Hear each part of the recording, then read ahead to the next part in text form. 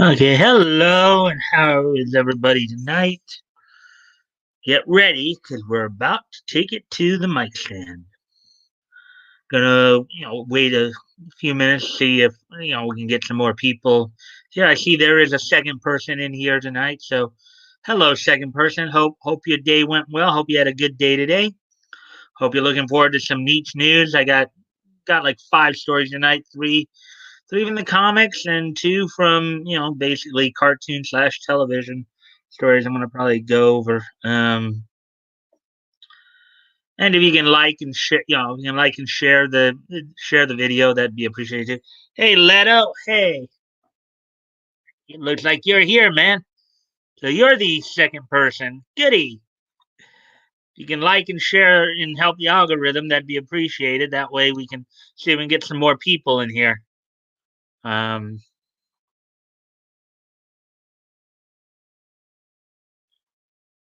just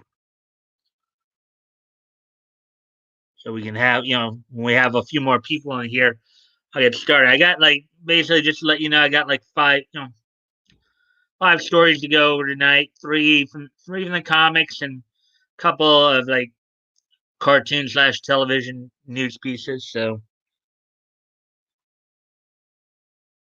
I don't know anyone who uses YouTube, uh,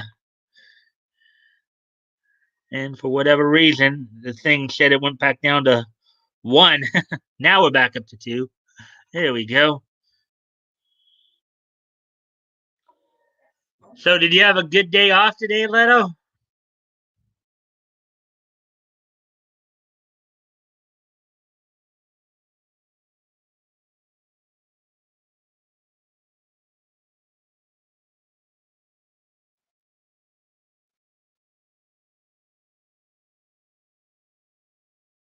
Did you have a good day off today, Leto?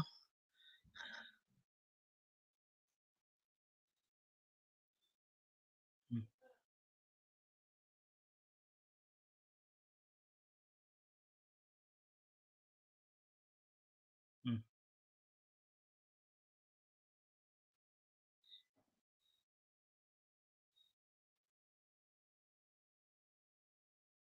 So can't share, but I'll be listening. Yeah, it was pretty good. Streamed a bit. Oh, okay. All right. We got three people in here now. Yay, three people. Oh, we're getting there a little bit. Hello, third person. I hope you're having a good day today. Hope you had and if you can, of course, likes and shares are appreciated. Help get the algorithm up. See if we can get some more people in here. Hope you had a good day today. Um,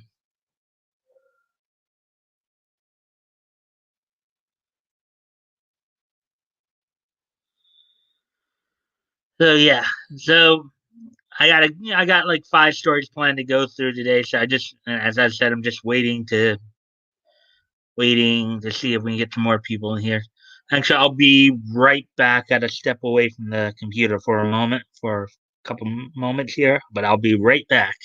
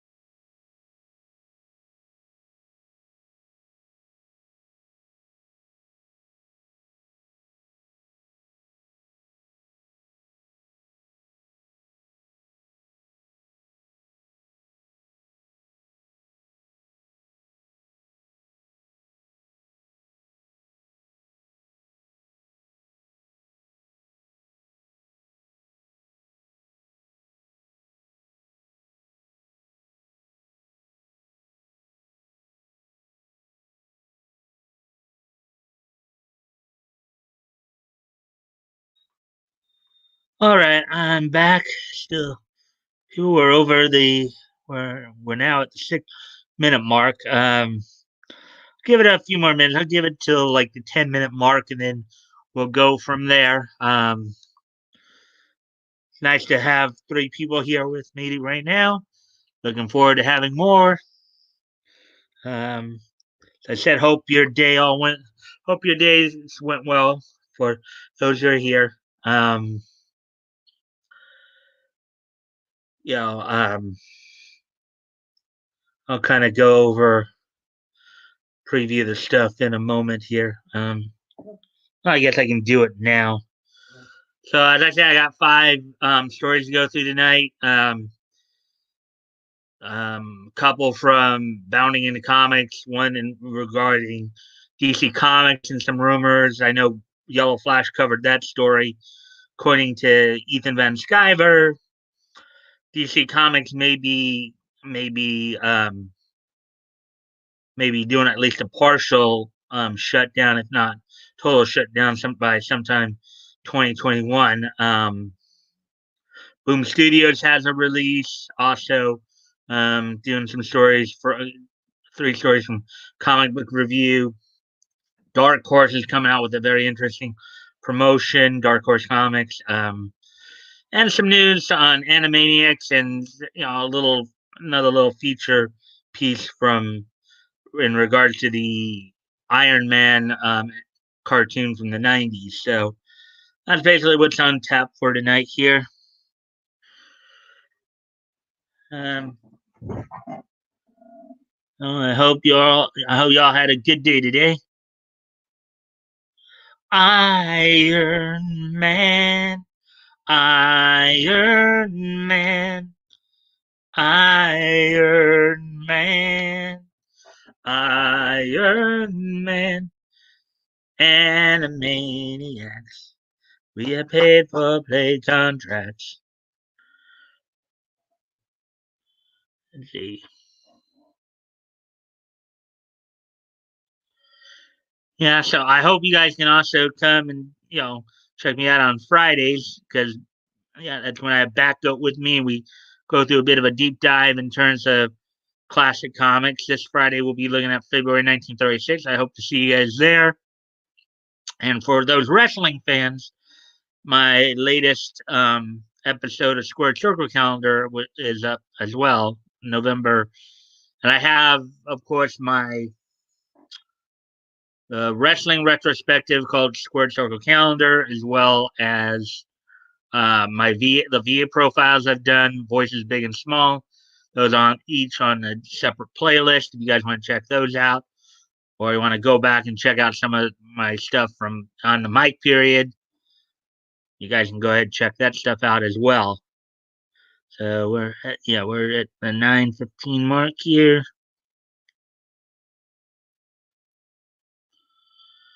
Let's see now. So we're just waiting. Let's see if we can get some more people in here. I think I'll start, as I said, at the 10-minute mark. So I'm watching the time right now, as you can tell. And of course, don't forget next Thursday is Thanksgiving. So I hope you guys are excited about that.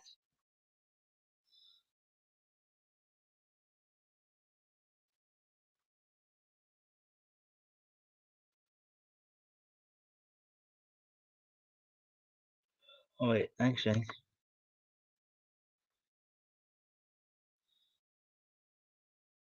Okay, so now we're at the 10-minute mark. Okay, so here we go. I'm going to go ahead and get started on the news coverage now.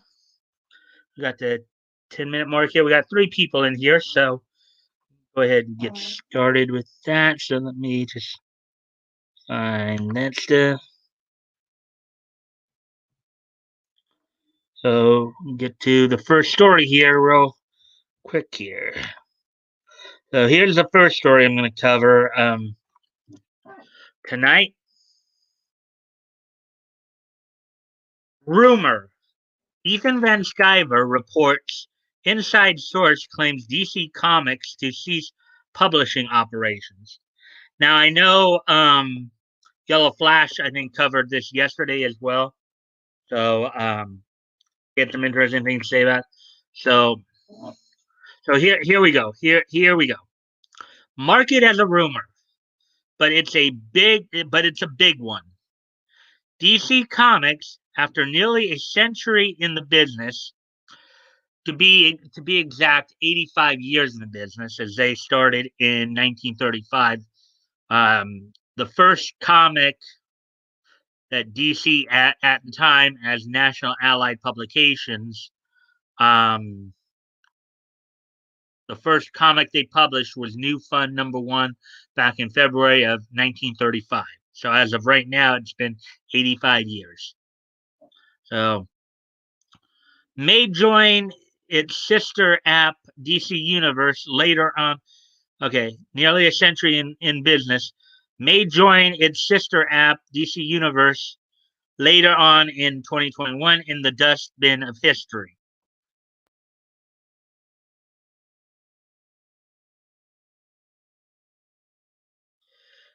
This news may be a rumor, but it's a big one and comes from inside information provided to comic artist and creator Ethan Van Sciver, known for Cyberfrog and his celebrated run on Green Lantern, who says an informant told him of AT&T's plan to shutter the legendary comic book publisher.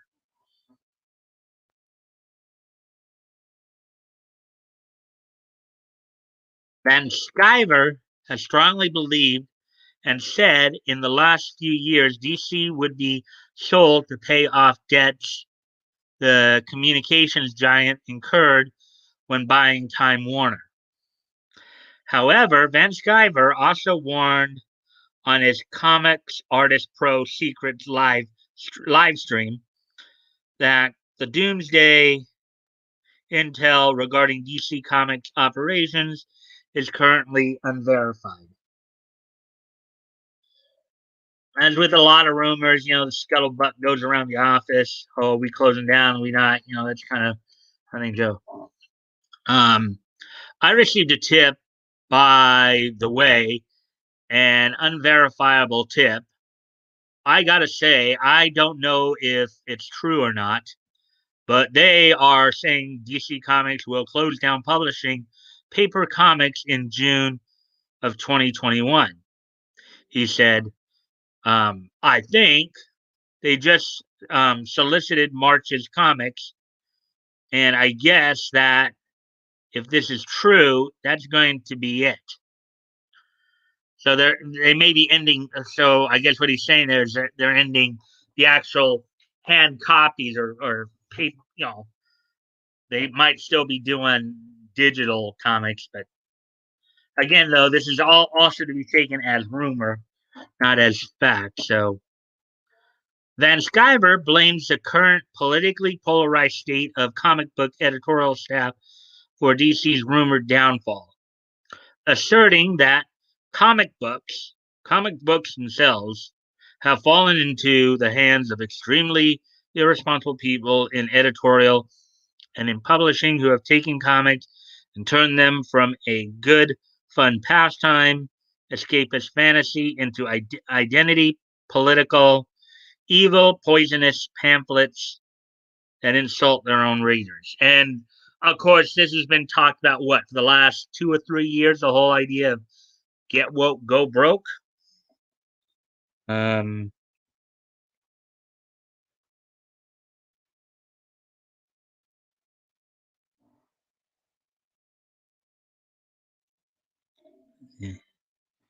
Yikes! Wow, that's scary. Yeah, they're possibly going on. And think about it. This, as I said, it's been near DC Comics has been around for nearly 100 years, to be exact, like 85 years. Okay, think about that for a moment. Being around for 85 years, basically being around for some of your grandparents and great grandparents. You know, um, let's chew on that for a second.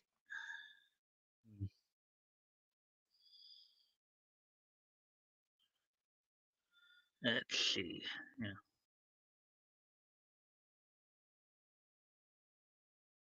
So, so this company was ruined.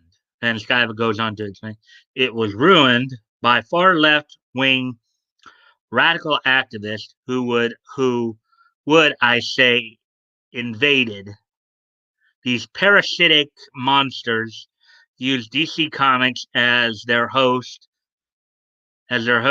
platform to change culture in an attempt to change politics. Yeah, there's another word for that, indoctrination. He's speaking indoctrination right there. Um, in the past, Van Sciver has called out former DC editor Andy Corey for hiring activist types, specifically Eric Esquivel and Robbie Rodriguez, despite their having a known history of harassing the veteran comic creator. Last year, Van Sciver also detailed step by step the multitude of steps taken by DC to alienate readers, especially Christians, in a thread on his personal Twitter account. And what's kind of funny too is for those who might have grown up, particularly in the silver and bronze ages of comics, 60s and 80s, there was some Christian mythos along with a few other things, that were wide. And we see, of course, the tweet right here. Um,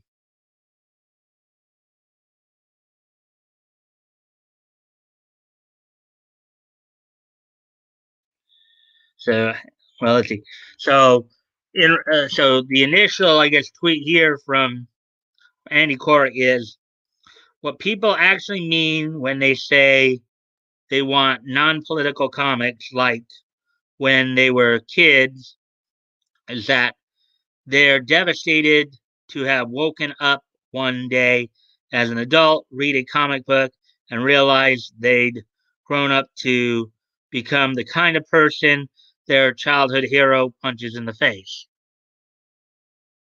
And then I guess Ethan's response here is you're referring to the various rapists and sexual harassers you've hired to work at DC Comics, I take it.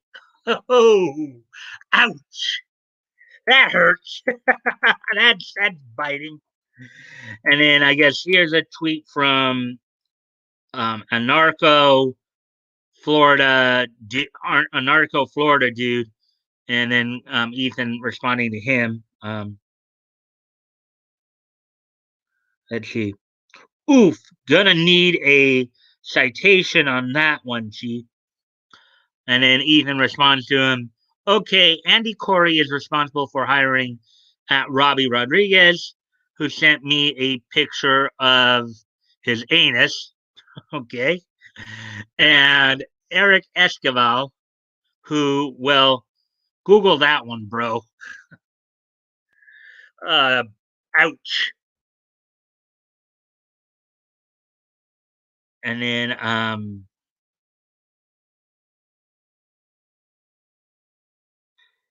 I guess another response to Andy's original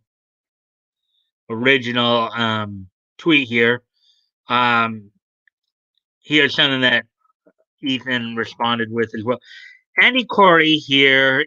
Andy Corey here is the single biggest doorway for troubled left wing SJW's creators to find their way into an even more troubled mainstream comic book industry. He creates troubled, unsellable comics for his company while mocking quote unquote white people on Twitter.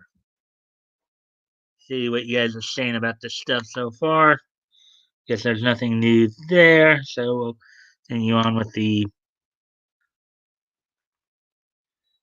Here are some more tweets from Ethan right here. His money losing books are rapidly canceled, often before the first issue even ships, but not before causing unwanted controversy for DC Comics and Warner Brothers and disenfranchising massive swaths of fandom. He hired artist Robbie Rodriguez, who harassed me with photographs of his anus. Basically, for those of you who don't know what an anus is, it's a butt, your backside. So, here on Twitter, and went unpunished as far as I can see. His book is losing money for DC Comics. And I know Ethan here is reminding everybody of the whole get woke, go broke bit. Um, he hired Eric Esquivel, um, known even to his collaborators as a sexual abuser. But apparently, because of his politics, was permitted entry to DC Comics by Andy Corey. Eric was fired after his victim surfaced, accusing him of the R word and of the sexual harassment of underage girls. He attempted to publish Second Coming, a book mocking Christianity, which attracted more unique negative attention more undue negative attention to DC Comics by attracting mainstream news outrage, um, and a petition signed by 250,000 Christians. The book's pre-orders were poor, and DC canceled publication. Yeah, they probably didn't want the headache, but. And then I guess this is the last of the tweets here. At Andy Corey is an enabler of the worst elements within comics, literally cutting paychecks to the men who abuse the women in this industry. The day I'll allow him to criticize Comicsgate unchecked is the day he's able to produce marketable comics for DC. Ain't happening. That's a very interesting exchange.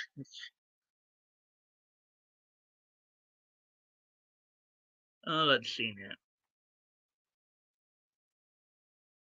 now. Still three people, so we got still three people listening in here. That's good. Anyways, further on with the story here. Then Skyver also cited the employee purges that have occurred at the company throughout the year as a troubling development that supports the anonymous informant's allegations. And of course, we've covered that over, I'd say, the last 4 to 6 months. We've seen some major purges at DC, where a number of people were basically let go. AT&T fired a big portion of their editorial staff in April, and just this week they fired the rest of them. Essentially, Van Sciver noted, we understand from sources at this point that there are no editors at DC Comics anymore. He adds a skeleton crew of low-level employees is running things. There are people who just used to get coffee, interns, people who aren't making very much, people who are going to be running the company until it ends. Man, that's gotta suck. Basically, you're kind of being forced to stick around. You're basically being forced to stick around as the ship is sinking. You know, that kind of reminds me of that one scene in the movie Titanic, where as you see as the ship is going down, you see the musicians there start like playing the music there. Anyways, these are closing things are closing down pretty rapidly. Ethan portends before restating. Now again, I don't know if that tip is going to turn out to be true, but it does seem reasonable to me. Um, the comic the comic pro continued, speculating, yeah, I can see them wrapping things up perhaps by June and switching entirely to a digital market. I think the way things are happening with 3-month increments, the sudden change, it sounds about right to me. Yeah, because that's also kind of how the finance markets work too. They go quarterly. So this quarter, first quarter you lose money, so we're gonna let go some people. Second quarter you lose money, we'll let go some more people. Third quarter you just kind of a spiraling down. But here is probably one of the most classic and iconic comic book covers of all time. Action Comics #1 right here. Cover date June 1938.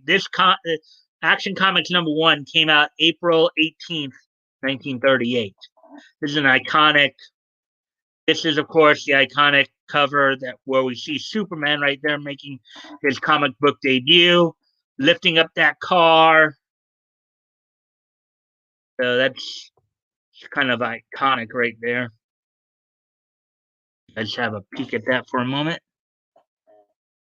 Superman's debut with DC. At the time DC was known as Allied Comics, of course, or National Allied Publications. So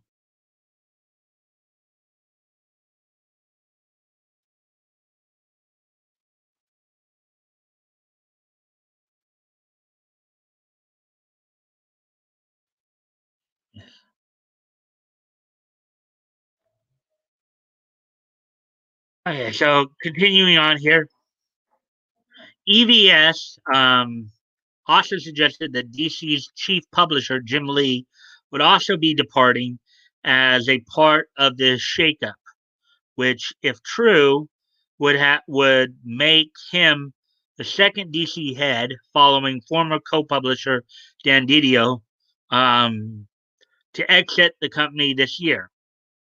Additionally, DC cut ties with Diamond this year. Diamond Distribution. I believe Diamond is the company that was actually in charge of distributing the comics. I was getting the comics from the comic book company to the comic book stores, as I recall. And recently, its new direct market distributor as well. At the very least, these rumors points to a shift in focus to digital publishing, which could mean DC Universe Infinite becomes Warner Media's next pet project, following in the footsteps of HBO Max, which is currently serving that role on the streaming side of Warner's operations. And here's another set of artwork of what's become known as the Trinity: Superman, Batman, and Wonder Woman. Only time will tell if the rumor turns out to be true. What do you think? What do you make of this rumor? What do you think of the future of DC looks like without its comic book publishing division? Um, Let us know your thoughts on social media or the comment below. And as I said, DC Comics has been around for 85 years. DC Comics has been around for like 85 years, basically. So if they're basically, it sounds more like they're transitioning from physical publishing to digital publishing is what it sounds more like. So I don't know if you guys have anything more to say about that. Um, let's see. I'll give you a few minutes while I go off camera here for a quick moment.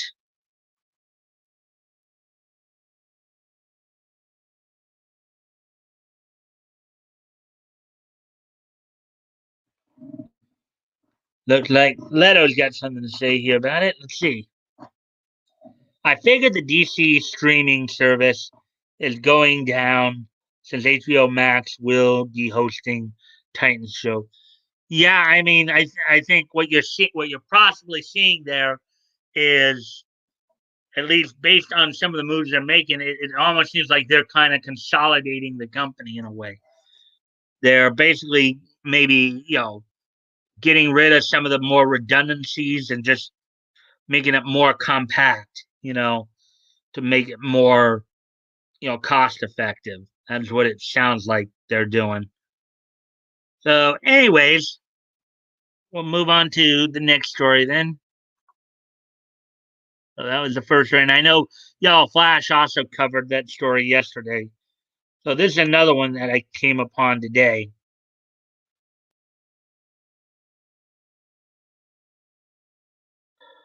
Boom Studios announces new fantasy miniseries Orcs from creator Christine Larson. Let's go ahead and take a look at this.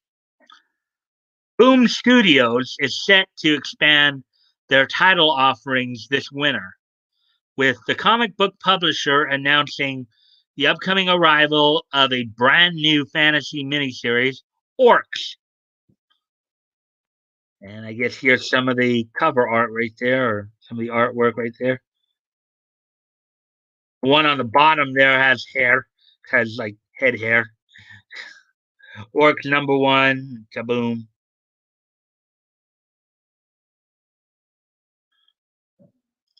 Written and drawn by Christine Larson, best known for her work on Kizoik's Kung Fu Panda adaptation and Boom's Adventure Time series.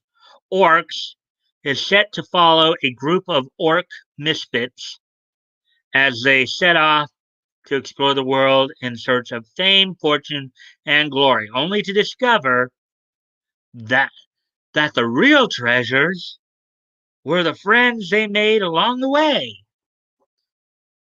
The idea that there's joy in the journey, as it were. And then here we got some.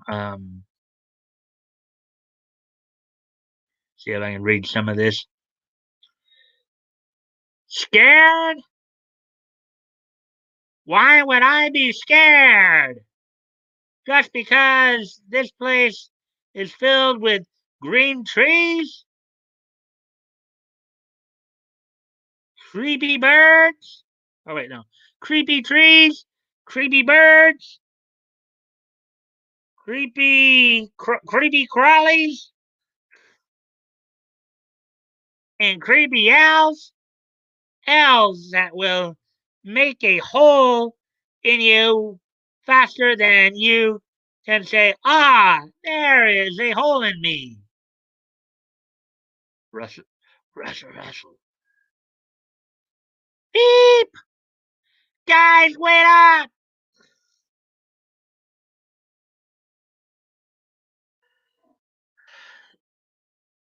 The adventure starts here, exclaims the official synopsis provided by Boom. John joined Bog and his crew, who were banished from their orcish village by King Hogroga. It was a simple misunderstanding involving an acorn related prank, and must now venture out into the world to seek their fortune and hopefully one day find their way back home again. Bog, Zep, Pez, Utsu, and Gers, um, many adventures will find them entering the dreaded Iri, Irisalahe forest, um, facing off against trolls, gnomes, squirrels, and more, and even following in the footsteps of the legendary orc hero Dodd One Eye.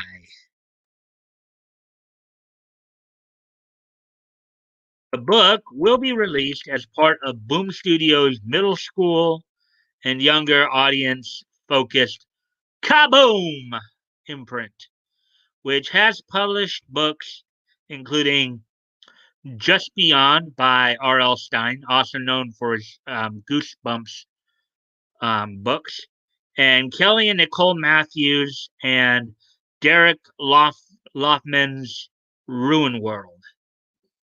So here's some more stuff from the comic. Hold me,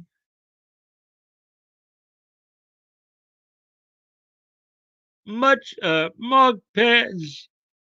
You're you're desperate. You're a disgrace to Orc. Oh okay. Hold me, Pez. You're a disgrace to Orc kind. I can't believe we came out of the same womb, you coward. I'd like to see you say that with arrows sticking out of you. Don't don't confuse brave with stupid. Oh boy. Who are you calling stupid? You stupid. Somebody stop here.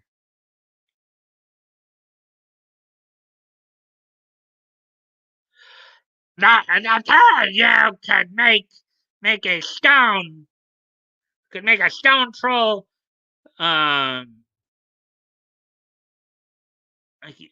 shut it. Make a stone troll shut it or wait. Okay. The two of you can make a stone troll. Shut it or I'll give you what for. What for, huh? What for what?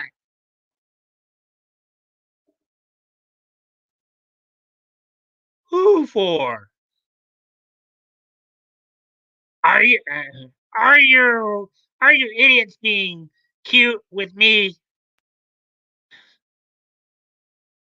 Oh man, oh boy. Over here, right here, that's pretty funny looking. See. Let's see, still only three people in here, but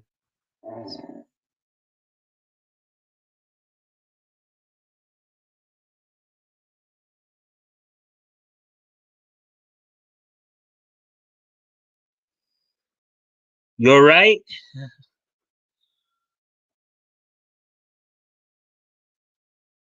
Please, it's Oaks. You went pretty heavy on the R. Well, that's what that. Well, I thought it looked like an R to me, but maybe I'll take a closer look at that. Give me a sec here. I gotta.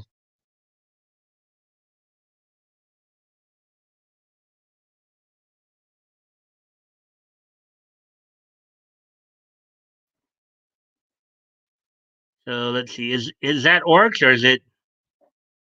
No, it's Orcs. ORCS. It looks like Orcs to me. According to Larson, Orcs is dedicated to everyone who's taken an arrow from the hero, who wasn't more than a nameless menace in the story, who didn't have the looks for the main role, the quirky sidekicks, goofy henchmen, an army of lackeys. Goons are heroes too, the author added. Oh, cute.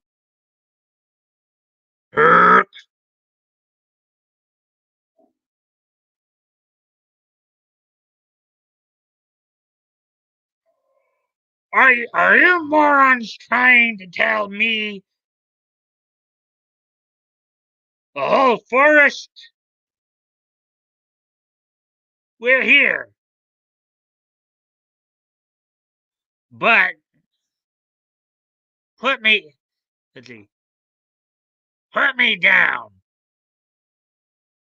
Grr, they won't need elves to put holes in them, men. When I'm through.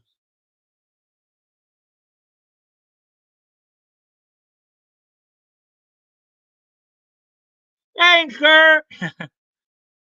Grr.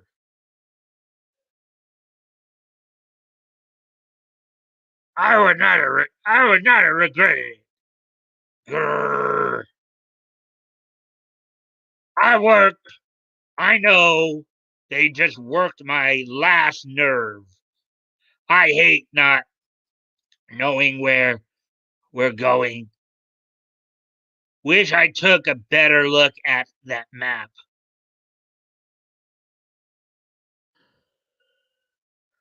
Boom Studios senior editor Shannon Waters shared her excitement over Chris, how Christine Larson brings a wicked sense of humor and incredibly fun illustrations to the series about the misunderstood characters from your typical fantasy quest.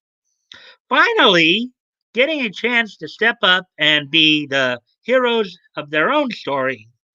If you've ever played Dungeons and Dragons, she continued, read a fantasy novel, or played an online quest and wondered about all the characters left in the dust, Orcs is the story you've been waiting for.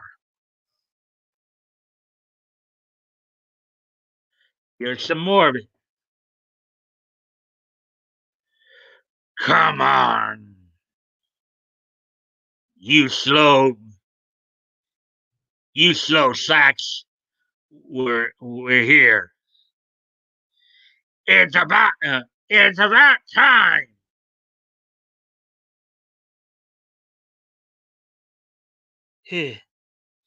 You're finally round the X.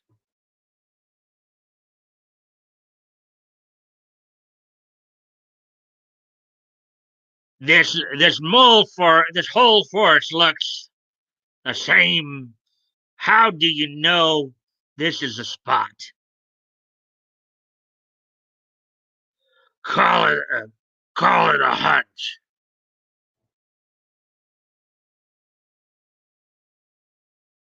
Orcs is set to release in February 2021. Are you interested in Orcs?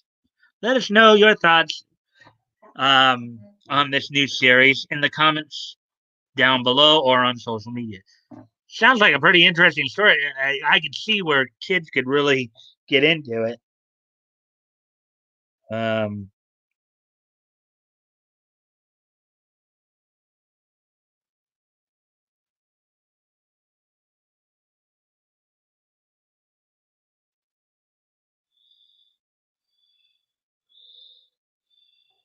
I'm referring to a story a while ago where the SJW referred the orcs, referred the orcs were black people and need to be better. Oh, yeah, yeah, I remember that a while back.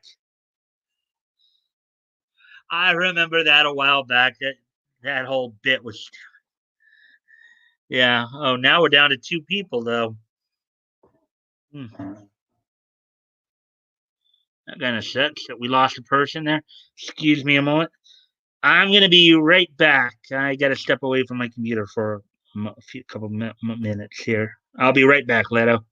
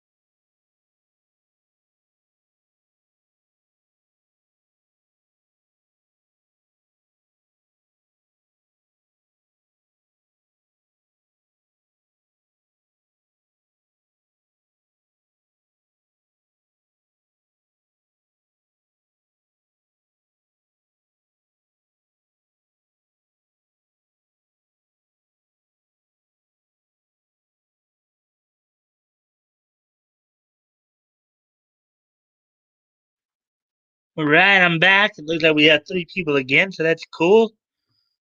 Good to see. Let's see now.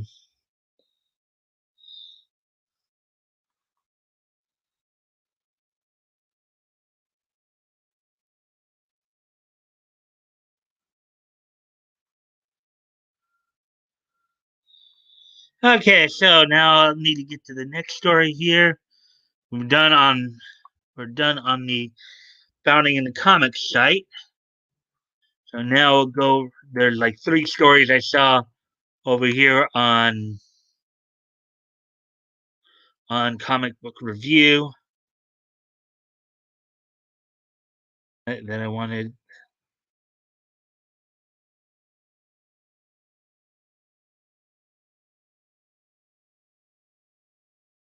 Okay, so here's the first story I caught sight of um, comic book reviews here.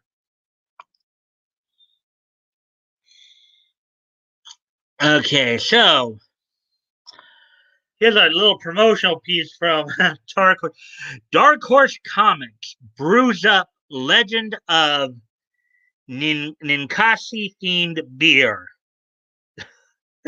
Okay, this now I don't know about you, but this is probably one of the first times I've actually seen a comic book promoting beer. Sounds very interesting. So let's take a look at this. Dark Horse and Ninkasi Brewing have released Legend of Ninkasi, a free comic promoting a line of draft brews with illustrated can covers. I guess this is kind of one of the covers right there. I'm guessing what they probably do is they take a comic book and wrap it around a beer can. That's what I'm guessing. That sounds pretty interesting. If that is what they in fact do. Um, Dark Horse Comics and Craft Brewery. I think it's supposed to say Draft Brewery.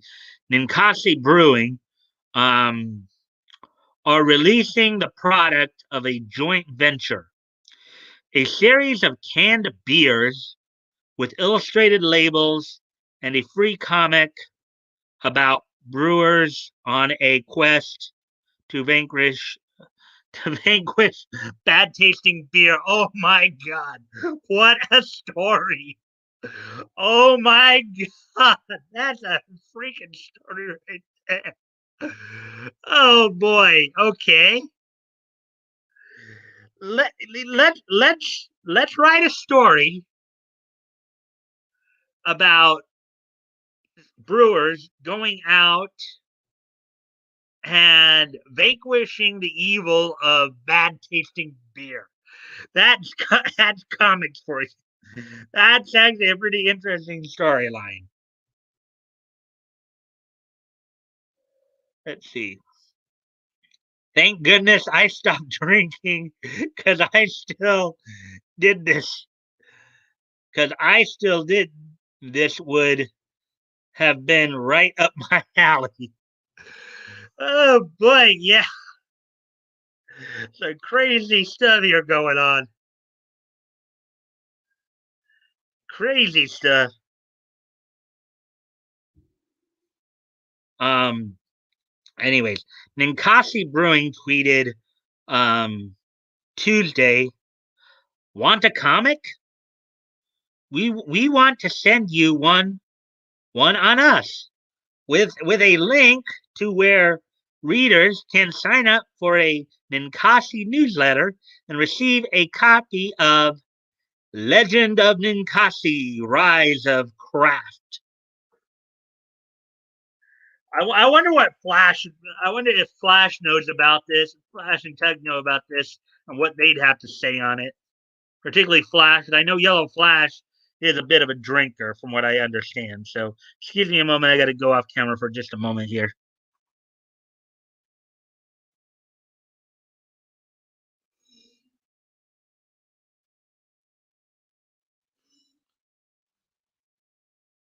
Heck, I kind of wish Batgoat was here because I know he's a drinker too. Hey, anonymity, what's up, man? Let's see what you got to say. Hey, just getting home, going to make some dinner. Yeah, you're just in time for a pretty interesting story here, anonymity. Um, I'm reading an article right now here where Dark Horse Comics is promoting a comic about brewers going out and fighting the evil of bad tasting beer. I'm not kidding you. It's That's what's going on here in this article that I'm reading. I'm guessing they're gonna like wrap a comic around a beer can or something like that. I don't know, but anyways, um, back down to three. You know that kind of sucks, but anyway. So back to the story here. Then, um, oh, here's I guess a tweet from Ninkasi Brewing. Oh, have you heard? Have you heard?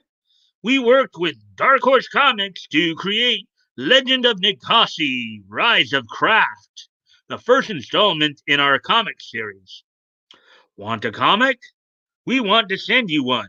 On us. Request your copy at BITLE Legend of Ninkasi. Happy reading. And I guess here are the cans right here with the artwork on it. A comic about brewers fighting the bad taste of bad beers. That's hilarious. The comic is written by Jamie Floyd, co founder of Ninkasi Brewing, and former Dark Horse editor Jim Gibbons. Art is by Eduardo Francisco, who has worked for Dark Horse in DC. Um, in the story, the goddess Ninkasi and Triceratops um, go to the medieval kingdom of Eugenia to help the denizens fight off the yoke of the evil king Bloodwisen, who has the people in a stupor with dull, mass produced beer. Ninkasi, the Sumerian goddess of fermentation, is aided by Floyd and partner Nikos Ridge, who offer a forbidden alternative, flavorful craft brews.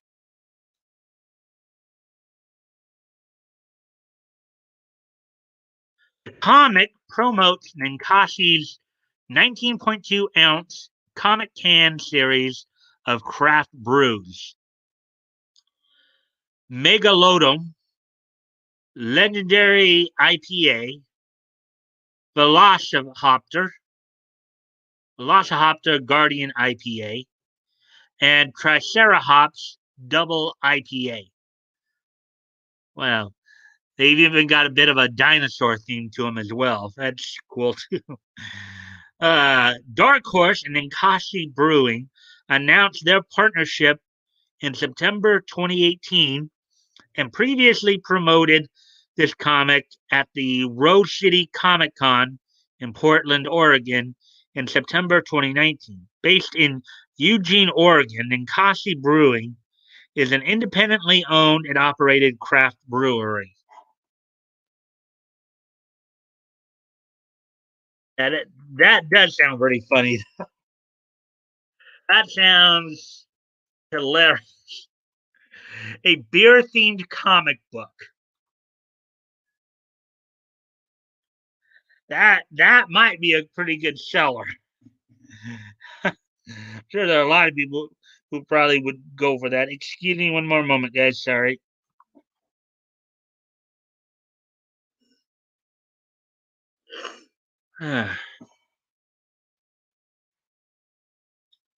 So as we move on to the next story here in the realm of TV, there's a couple more stories here that we'll get into here.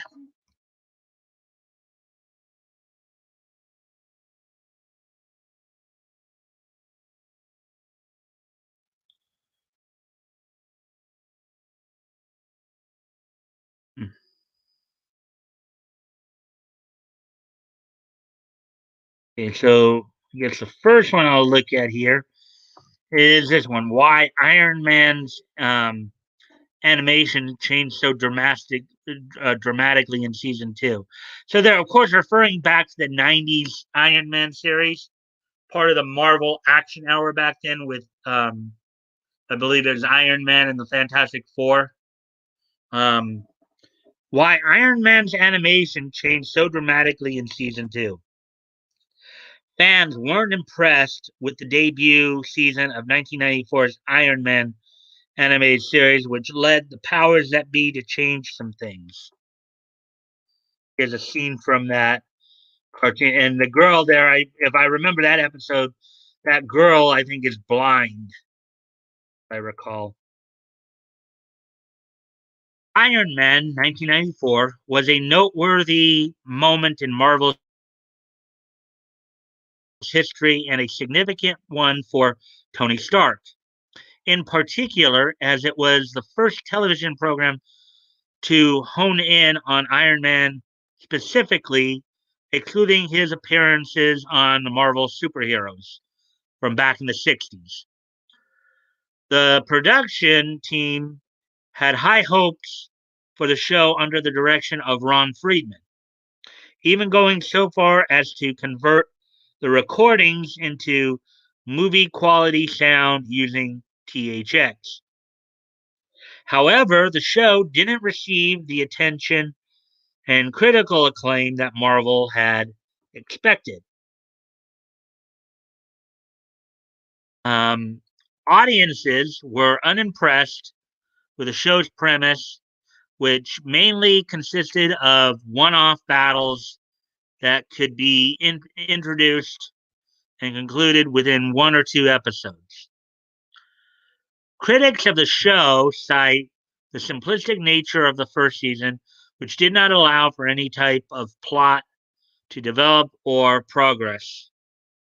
Although the show featured a larger theme, mainly that of Tony Stark's rivalry with the Mandarin, it failed to captivate the audience's attention. I think I understand what they're saying here. Basically, I think what they're saying is the first season tried to be kind of what a lot of '80s cartoons were instead of what was going on in the '90s. I think by the '90s, you did start seeing more story development in cartoons, and that's what they're probably talking about here. In other words, it was probably pitched more like the cartoons were in the '80s.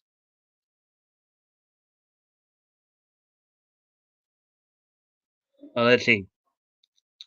Hey, anonymity, how goes it? Hey there, evening Leto. Just getting ready to relax. How about yourself? Good, just chilling. Yep. Okay, so continuing on with the article here as we go down a little further.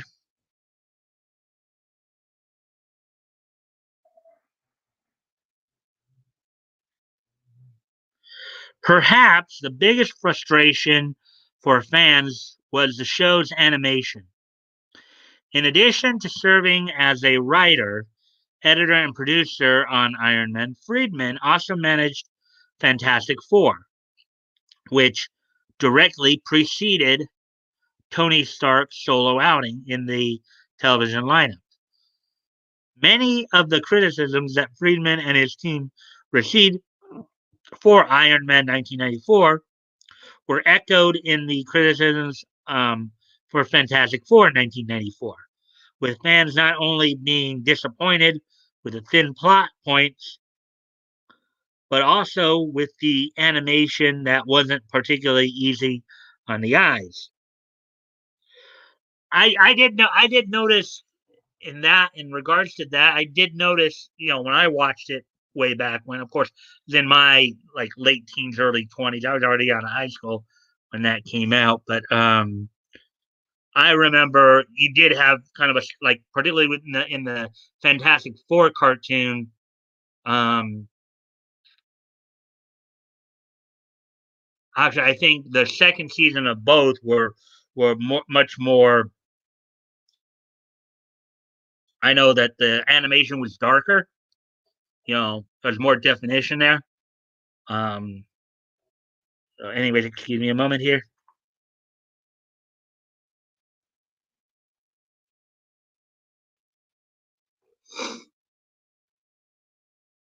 Hmm. All right. So, anyways, getting back to the article here. With the combination of these two failings, the show found itself in a precarious position. It was on the verge of cancellation after an incredibly short run, so Marvel decided to make a major change in the production team.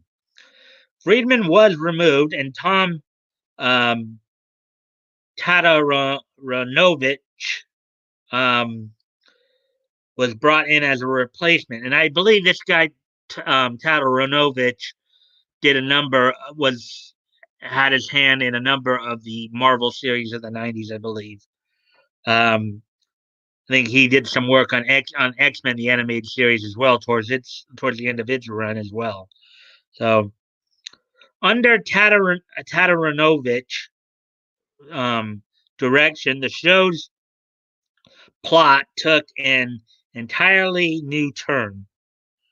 The revamped plot saw a complete narrative overhaul overall. I think it's supposed to say overhaul, which focused on Tony Stark's character development and personal evolution. The battles and story threads would often take place over several episodes, leading to more complex arcs. I think even his romance with Spider Woman was they went a little deeper with that too. Excuse me again. I'm sorry, guys. Go out camera 4.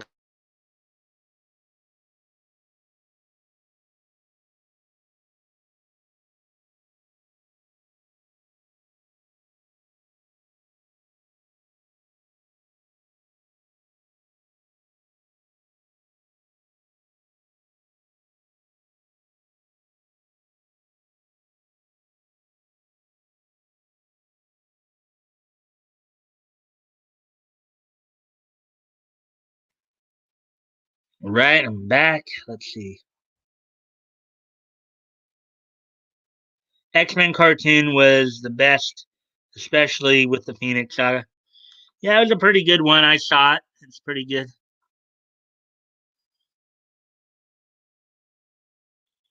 Okay, so here we go. The animation was also restructured. The show's graphics became more vibrant. Yeah, I do remember that. Detailed and far smoother. Um, the show had evolved to fit Marvel's original vision, and critics quickly took notice. However, while Tataranovich and his team were plotted for the revisions they made, the show was unable to recover from the poor ratings of the first season.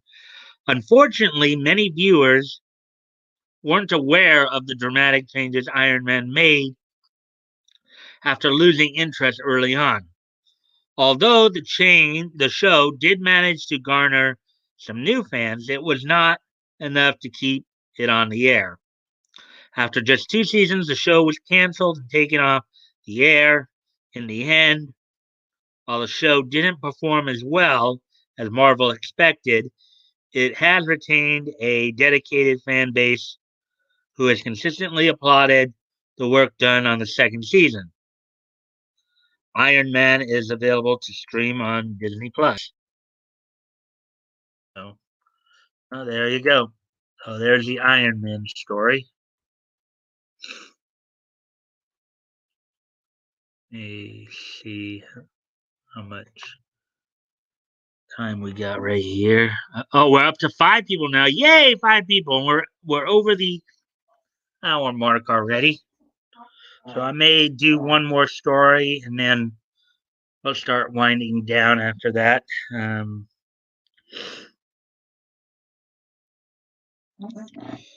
I love um, the animated series of X Men and Spider Man. Yeah, they were both pretty cool. I mean, if you notice all the '90s Marvel comics, or the ones at least from the early '90s, X-Men, Spider-Man, and the Marvel Action Hour ones, the Fantastic Four, and Iron Man, they all kind of crossed over with each other. I don't know if you guys remember the Secret Wars arc in the Spider-Man series, where you had Iron Man from this series, who was voiced by, of course, Robert Hayes. Um, I think I think you did have at least a couple of the voices from, and then of course Storm from X Men, and the girl who voiced Storm was on that Spider Man episode too that I'm referring to. So, anyways, let's. So I've got one more story I'll do here, and then because there's another one that kind of came up when I came back here, caught my attention, but I'll probably save that for tomorrow night. So the last story I'm going to look at here, this one right here for cartoon fans. So I did those in the '90s. And yes, this is a story right here that I just saw as I came back to this site. I'll probably do this one tomorrow night. Um, so, anyways, well, I don't know if it's that one, or actually the one I saw was something about Spider-Man and his main friends being the horniest cartoon ever, but we'll see all that probably tomorrow night. Anyways, Animaniacs original cast reunites to tease Hulu's revival series.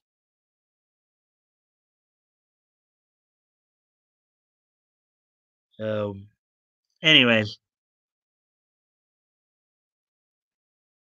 we're looking on here. Animaniacs stars Rob Paulsen, Jess Harnell, and Maurice LaMarche promise the series retains the zany brand of humor, teased a Broadway parody, and more. Um, so I believe, let's see, I believe Rob Paulsen might have been the one who played Yakko. Jess Harnell was Wacko, and Maurice LaMarche, from what I remember, was the Brain from Pinky and the Brain cartoon. Um, so here we go. For the first time in 22 years, the Animaniacs have broken loose from the famous WB Water Tower.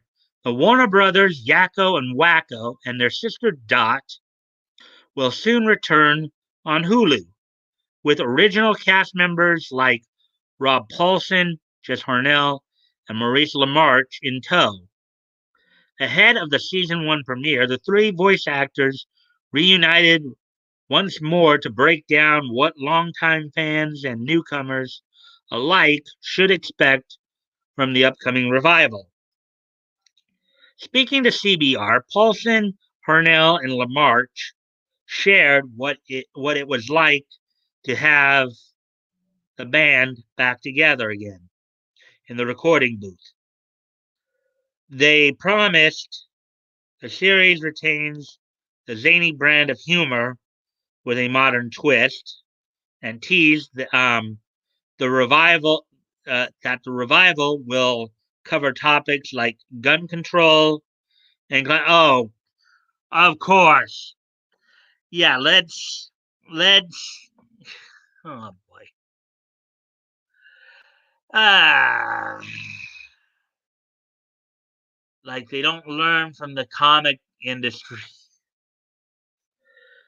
Yeah, let's make it political. Why don't we? Let's be woke and see if the money really does come in. Yeah, right. Oh boy. Um, they also recalled how Steven Spielberg brought them back, explained how the show strikes a balance between the jokes and the commentary, mentioned a Broadway musical parody and more.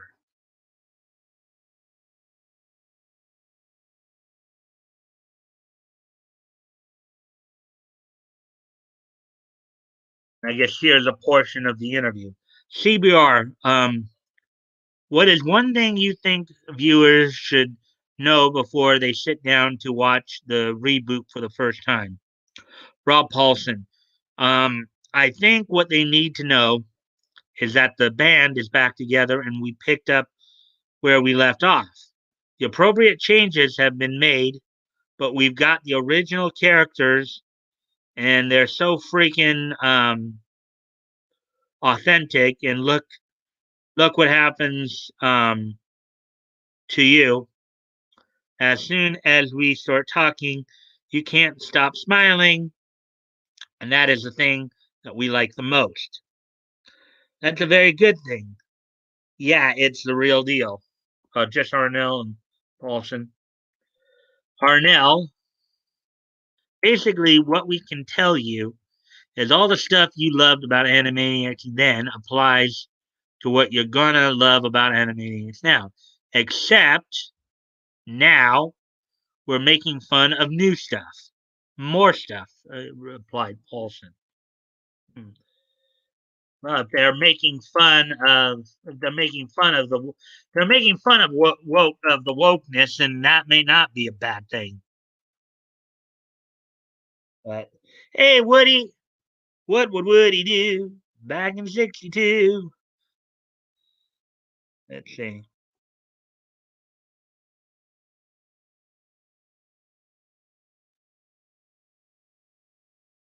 Okay, so I heard this new Animaniacs is going to go the woke route. Oh yeah, yeah. If that's the case, and love the show as a kid, but I'm not getting any hopes up.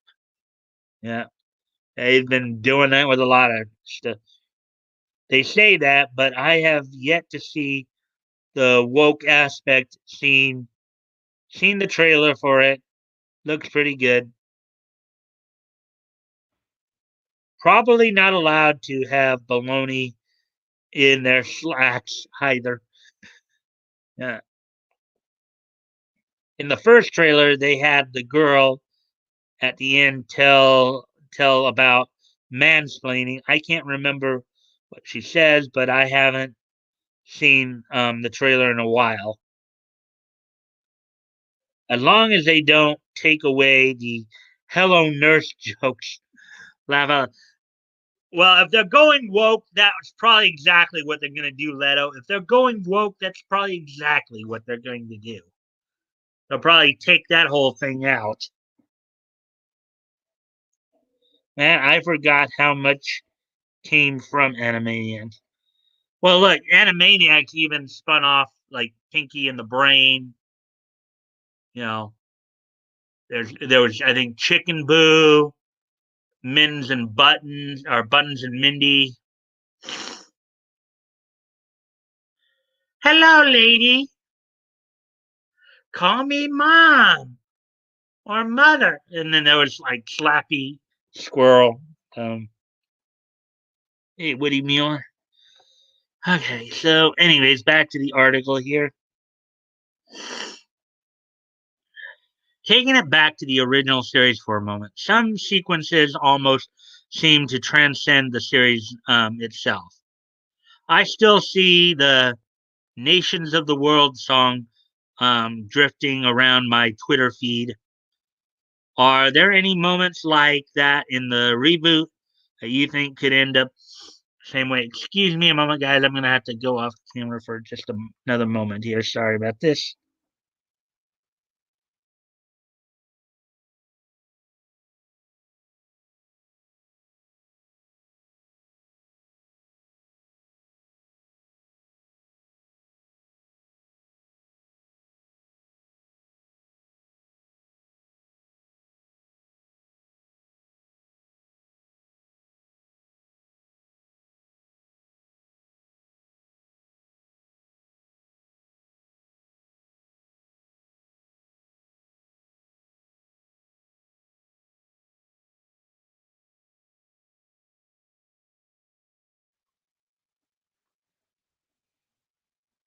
So there's like, The makers of Animaniacs also went off to make Historia, which was hilarious. Yeah. Um, Hysteria. I forgot the name. Forget the name. Yeah, Hysteria. Yeah. Oh wow, forgot about that show. Ha ha ha. Hello again, Leto. Enchanted. Those Animaniacs really were good. Buttons was hilarious. Well, Buttons, Jesus, Mindy, Irita sings a bunch. The writers flip. We have a script. We probably should rehearse. We're Animaniacs. We have paid for play contracts. Anyways, getting back to the article here.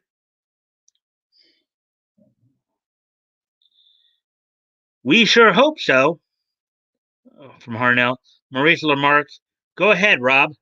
And then Paulson, no, Mo, you please go ahead. Lamarck with a William Shatner impression. No, I insist you say what you were going to say.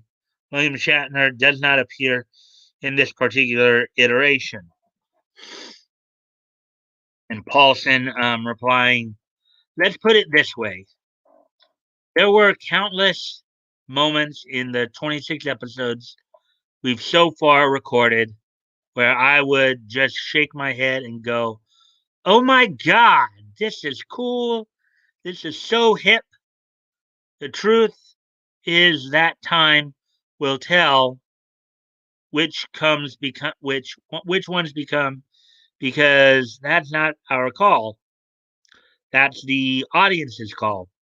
But I gotta tell you that musically, topically, some very sacred cows, very hot button issues are approached in a humorous, um, authentically interesting way. Maybe they are going woke. Parnell, reliable way, a relatable way. Paulson, relatable way. Thanks, Jess. And I'm telling you, I think that there will be more Emmys and a lot people who go, oh yeah, this is going to work 10, 15, 20 years from now. And that's by design. Okay, if they go woke and they believe the woke's gonna be, they must be smoking acid or something like that. They must be dropping acid. You know what's cool is with pop culture, as you well know, you can't predict what's going to land.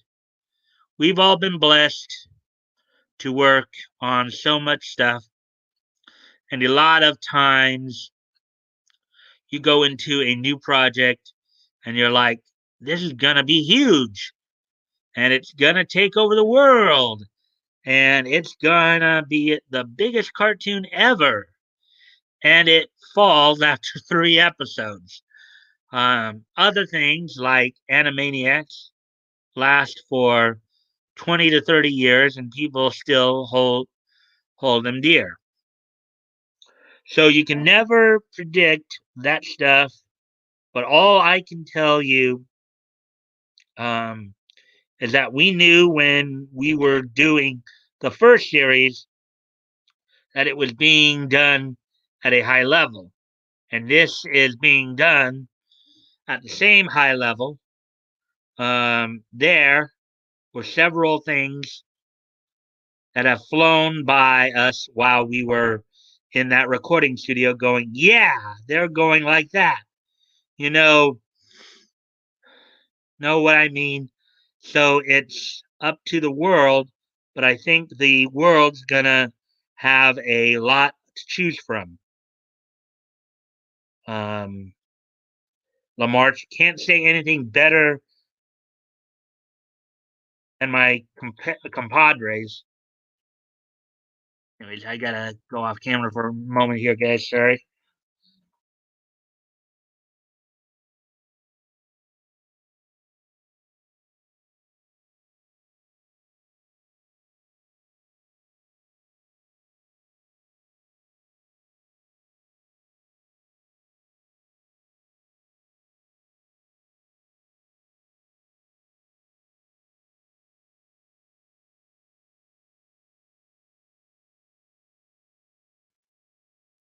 I'm back here.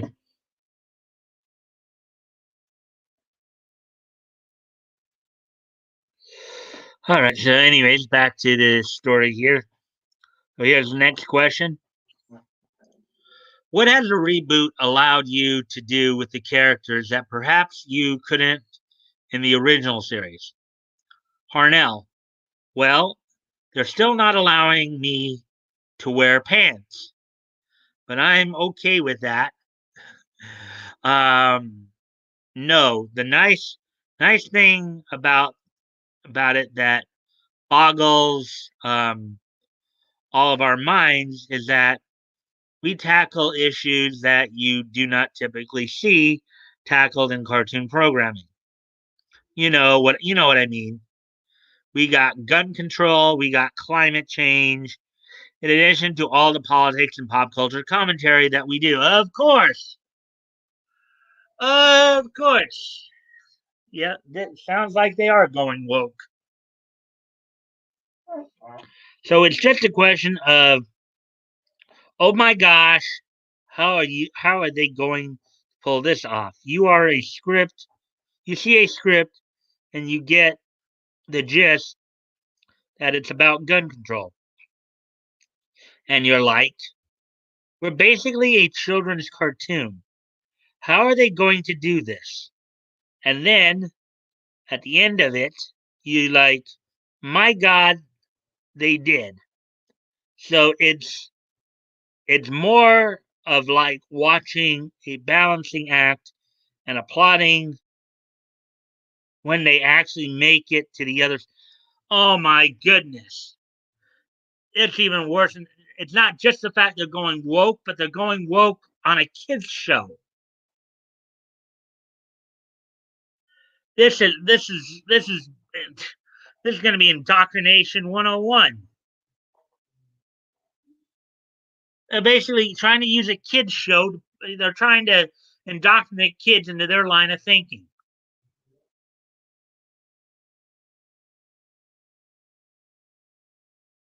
The only thing you should tell kids about guns is that they should stay away unless there's an adult there with them to supervise them. They should not be messing around with guns. That's the only thing you should say about guns. Okay, you're gonna sit there and try. These people are gonna try to push gun control on kids.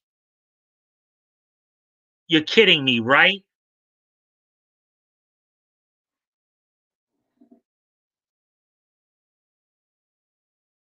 Ha ha ha ha.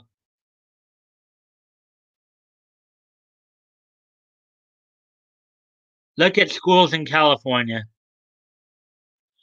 Well, I actually live across the street from a school, which is basically been empty, for the last 8 months, essentially, except with teachers, of course. Um, so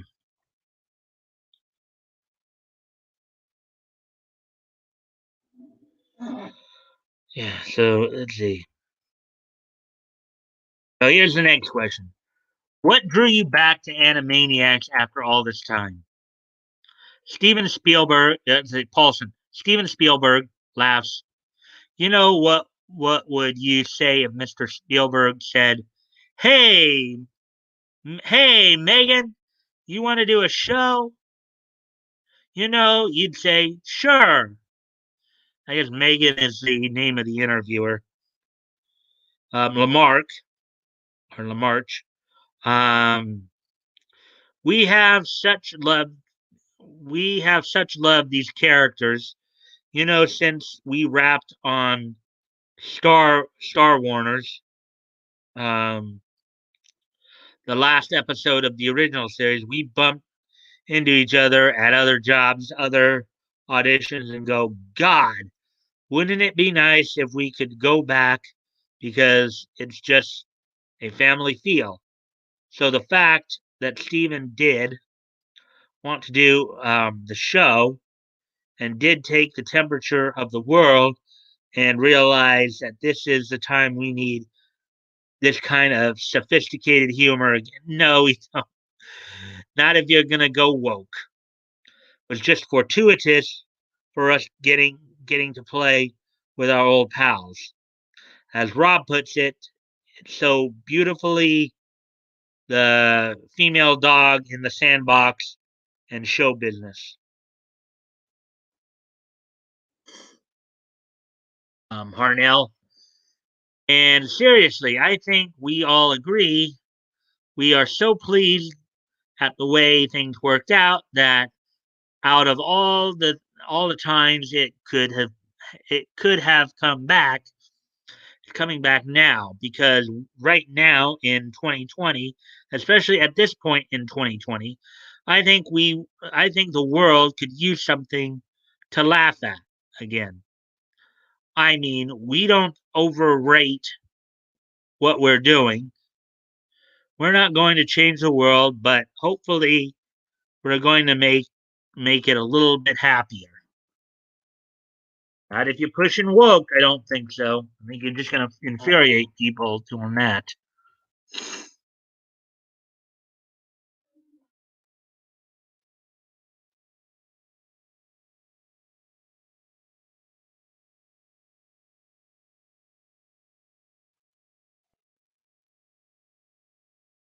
Go watch author cartoon.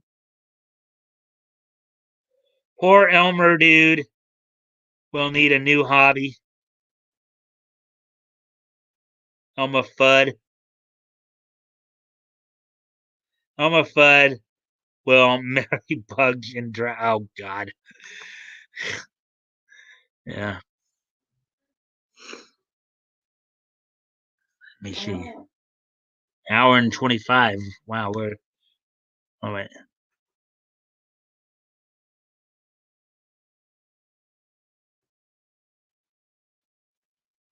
Didn't they already take Elmer's gun away? Yeah, I think they did that a few. Like I know that was a story they covered earlier this year. So going on to the next question here, what is one thing you cannot wait for audiences to see? Paulson, I have to say we've not seen what you've seen. I've only seen the trailers. I've not seen one episode from front to back or even 10 minutes of it. I really, really got a kick out of the fun control episode with the bunny ranch. Oh my God, it was just fantastic. Danny Jacobs, just a terrific actor, absolutely nailed it. It was fantastic. That's what I've got. Let's see, Lamarche. I particularly like the one where the brain takes a giant pencil and bops Pinky over the head. Paulson, Pinky voice. Yes, I like that too. Lamarche. I was able to get rid of a lot of anger and aggression in that. Paulson and the Pink, yeah, because Rob Paulson did Pinky as well as Yakko, or what? Yeah, Yakko. Um, Pinky voice. Yes, and I've developed quite a solid noggin. Harnell, my favorite one is the music was always so loved in the original series, and we do a lot of great new songs. There's a lot of really complicated new songs as a tradition, but I love the fact that we used to do a few Broadway musicals here and there where we parodied Broadway musicals and we did now those were pretty funny back then. Um,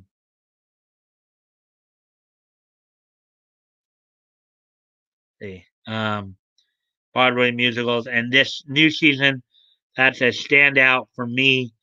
I think people are gonna really like it. Animaniac stars Jess Harnell, Maurice LaMarche, Tress McNeil, and Rob Paulson. Season one of the revival arrives on Hulu November 20th. So November 20th today. So basically this Friday, when it's so it's gonna hit Hulu this Friday, basically. So that's all the main stories I'm gonna cover for tonight. There's one or two of them that I saw on there as we were reading this one, but those stories maybe I'll push tomorrow night so I have something to something to look forward to there. Just give me one more moment here, guys.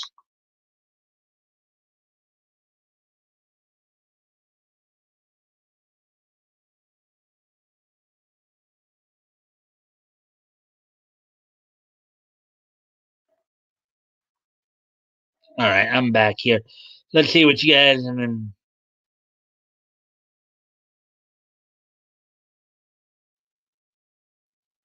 let's see. I think you're right. Yeah, well, remember that too, Leto. There are definitely gaps in the old cartoons. So, like every episode with Pinky and they're Pinky and the brain.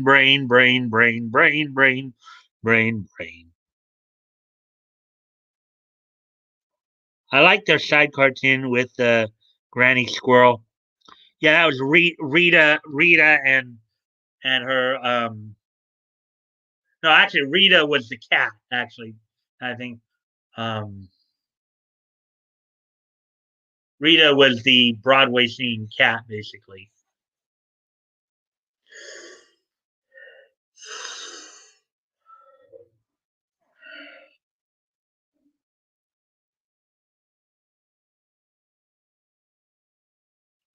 I think the Granny Squirrel you're talking about was Slappy Squirrel,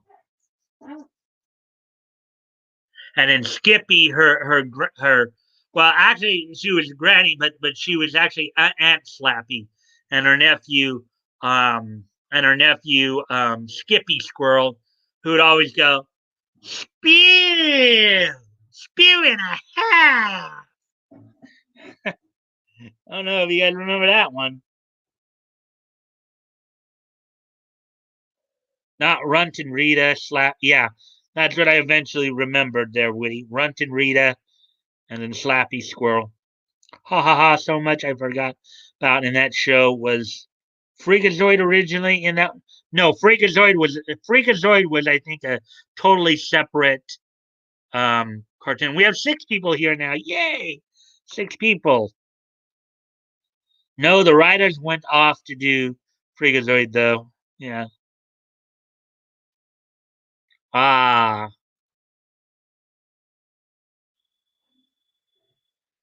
Yep.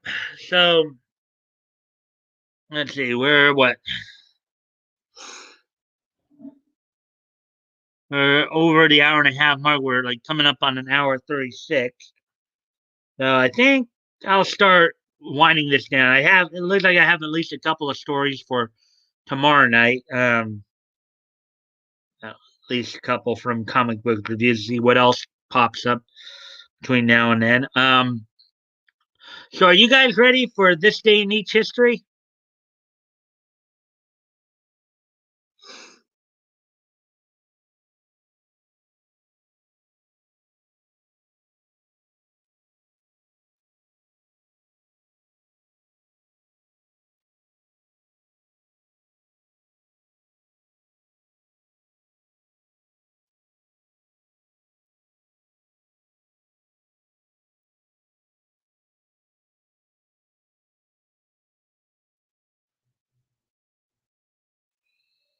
Okay, let's see now. Okay, there we go. Let's see. Sure hit us.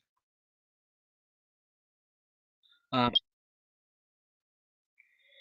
oh boy, am I ever ready. Okay, so today being Wednesday, November 18th, 2020, let's take a look back at this day in each history. Let me just kind of remind myself of what's what here. In 1995, 2000,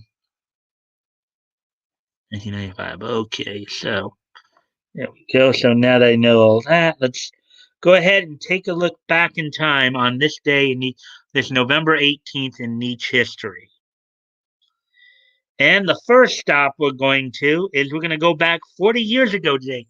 On this date, 40 years ago today, um, the 80th issue of Archie's TV Laugh Out went on sale on newsstands from Archie Comics for 50 cents. Let's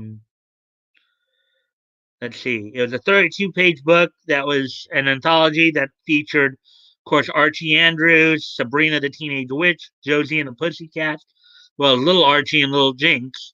So on this date, 40 years ago today, the 80th issue of Archie's TV Laugh Out went on sale on this date. So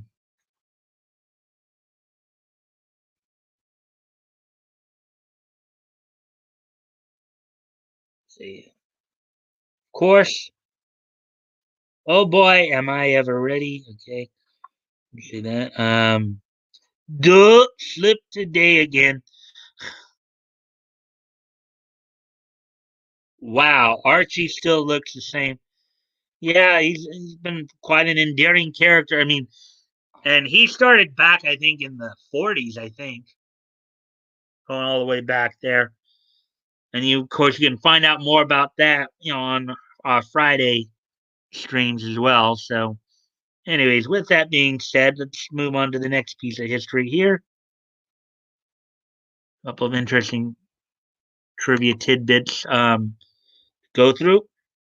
For the wrestling fans, on this date in 1995, from the ECW Arena in Philadelphia, Pennsylvania, ECW's November to Remember was put on by Extreme Championship Wrestling. In the main event saw former NWA World Heavyweight Champion Terry Funk and Tommy Dreamer defeat Cactus Jack and Raven. Cactus Jack, some of you might know better as Mick Foley from the WWE fame, WWF WWE fame. Raven was probably you probably have heard of him. He's also was Johnny Polo in the WWF for a while there, among others. So that was in the main event there. Also on the card saw Mikey Whipwreck retain his ECW World Heavyweight Championship against Steve Austin.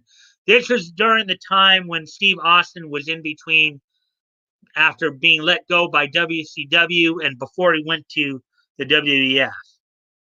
This is during that period of time in which, before he went to the WWF and came in initially as the ringmaster under the management of the Million Dollar Man, Ted DiBiase, and eventually developed his.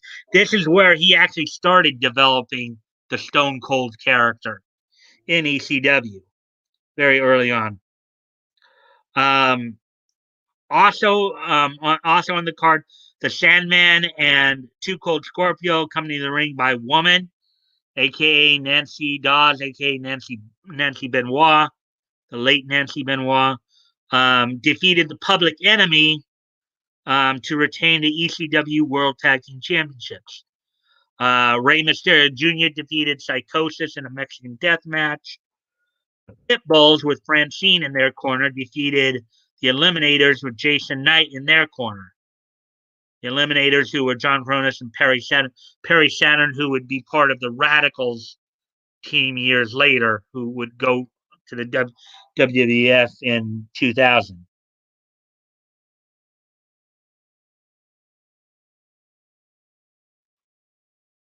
Fan. So, yeah. Okay. Let's see.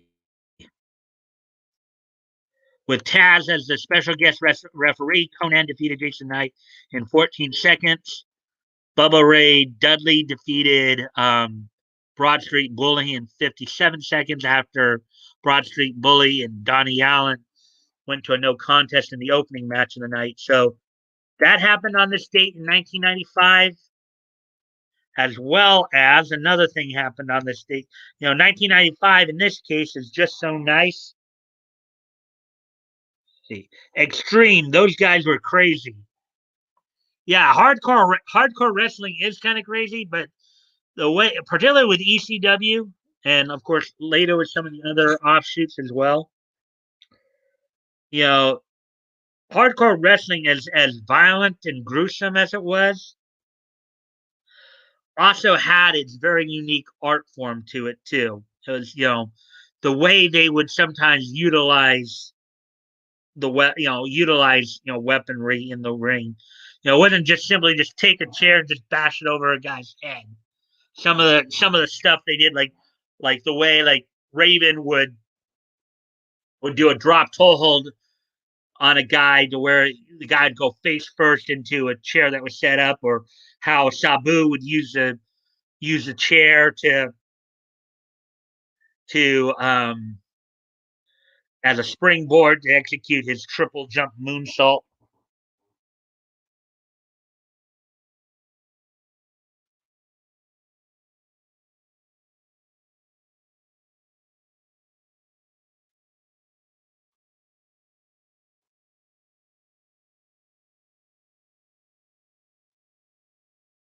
Broad Street Bully, Brooklyn Brawl. I'm not sure who the Broad Street Bully was. Let's maybe I can take a quick peek at that before I don't know if that actually was. No, actually, the Broad Street Bully Woody was a guy by the name of Tony Stetson. Tony Stetson was kind of a guy who started out with these even before they became Extreme Championship Wrestling. He'd been around with the company since they were part of the NWA. Um, Broad Street Bully was Tony Stetson. Yeah, like the fluorescent light hitting. Um, it's important to follow through with the swing, otherwise the glass lingers and can really hurt you. Hmm. Yeah, I know XPW out here in California really did some crazy stuff. I mean, ECW was crazy, but XPW took it even further. So, so that was pretty interesting. So, anyways, so I said 1995 was just so nice that we got to hit it twice. And this is how we're going to hit that twice. Aside from November to Remember happening in Philadelphia, in Japan on this date, Ghost in the movie Ghost in the Shell made its world premiere in Japan on this date in 1995. On this date, which by the way, these happened, of course, um, 25 years ago. 1995 is 25 years ago. On this date in Japan, how about that? Yeah. Um, in Japan, Ghost in the Shell would make its world premiere on this date 25 years ago in 1995. So, um, and finally,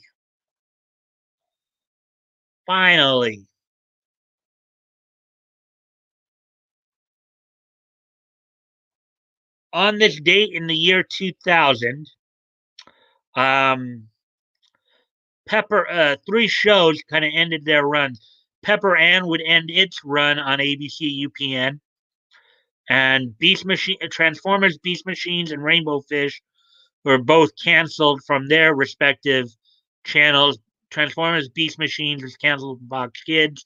Rainbow Fish was canceled from HBO. So on this date in the year 2000, Pepper Ann, um, Beast Machines, and Rainbow Fish all finished their runs. So that's all that went down there. Let's see. Wow, Ghost in the Shell was one of the first animes that really got me hooked into anime. That and Macross Plus. Yeah, this was a movie that came out. This wasn't the anime series they were talking about, Leto. That came a little. The anime series actually came later. Okay, what premiered in 1995 was the original Ghost in the Shell movie. That's what actually what premiered on this date, 1995. The anime series itself came out later. So, anyways, with that all being said, guys, I appreciate you guys coming out. And as I said, if you guys can always like and share the videos, that helps with the algorithms, getting more people in here. Oh, I know, but it was all anime to me. Yeah, yeah, it's still anime. It's just it's not the series itself. But unknown existence. Hey, man, kind of late to the party, man. Have a feeling we have a dark future ahead of us. Yeah, I would love to hear you expound on that, but you kind of, kind of got here late tonight, man. We're actually finishing up here, as it were. But thank you for dropping in. I know you can go back and check out what because we covered some pretty interesting stories tonight. But hopefully you can get here earlier. So a reminder, guys, don't forget. I hope to see you all back here, of course, tomorrow night. Um, let I have at least a couple of news stories that we'll be looking into. Maybe get a couple more in there as well. And don't forget, guys, and I know unknown existence. You probably haven't been here in a while, so you have. But on Friday, don't forget Friday. That goat will be joining me, and we'll be going through February of 1936, looking at some of the comics of that period and talking a little bit about that time and stuff like that. So with all that being said, guys, I thank you guys again for joining me tonight. Hope you enjoyed the stories. Some interesting stories that came out. And I will hopefully see you guys tomorrow night. Bye.